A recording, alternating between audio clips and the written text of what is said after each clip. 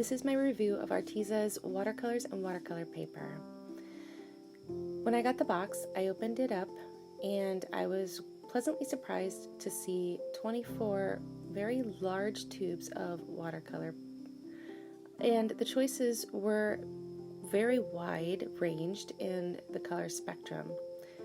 When I pulled the tubes out, I looked them over and looked for pigment colors or binders or any information that they could give me about how they make the paint. I could not find anything. So that kind of made me question the professional level worth of their watercolors.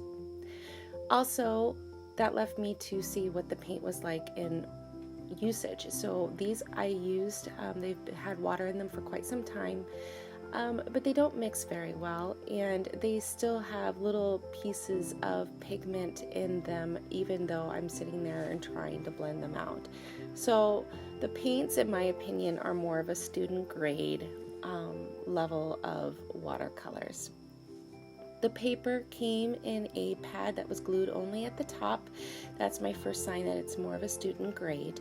And also the fibers are pretty spaced out, and that means that they're not going to hold the pigments as tightly. The nice thing is that it is a thick paper, and so it can take quite a bit of abuse. As I start just how I would on any other watercolor paper. I notice that the paint does not stay where you really want it to stay, and it fades quite quickly. The colors do not blend with each other with a wet onto wet technique. But when I get to a wet onto dry technique, I'm pleasantly surprised to see such dark tones remaining on the paper. This paper would be really, really great for sketching and also for motifs, just because you want to do maybe one or two glazes of color.